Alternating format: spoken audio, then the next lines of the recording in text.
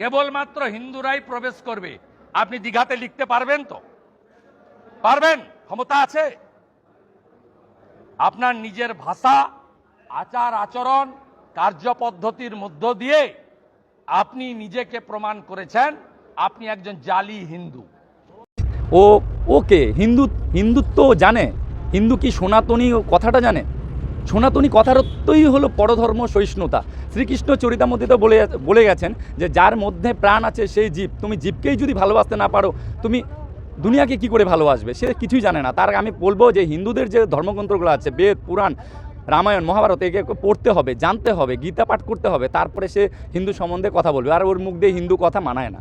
এর পাকিস্তান, চীন, গরু, হিন্দু, মুসলমান, মন্দির, মসজিদ, এগুলো ওদের মানে ইলেকশন আসলে এগুলো ওদের মুখ দিয়ে শুনতে পাবেন। আমরা দিদির যেটা কথা, উন্নয়ন নিয়ে কথা বলি, আমরা কথা বলি জাতি ধর্ম নির্বিশেষে সকলের কথা ভাবি। এর জন্য দিদি আমাদের অনন্যা। আপনি দেখুন না, আজকে অক্সফোর্ডে আপনি ওইখানকার দিদিকে আমন্ত্রণ করলো, দিদি সম্বন্ধে জানতে চাইলো। তো এটা আমাদের একটা গর্বের বিষয়। এটাই শুধুমাত্র এটাই আমাদের বাংলার সৌন্দর্য, এটা আমাদের বাঙালিদের সৌন্দর্য বলা চলে। অধিকারীর কথা বলছেন, উনি আমার মনে হয় না কোনো মানুষের মধ্যে পড়ে। উনি একটি নিকৃষ্ট প্রাণী। এ যে কি করে ওইখানে বসতে পারে সেটা আমি অবাক, যে একটা বিধানসভার মতো একটা যে জনগণের প্রতিনিধিরা বসে, সেখানে এরকম একটা প্রাণীকে কি করে ওর জন্য একটা সিট সংরক্ষিত।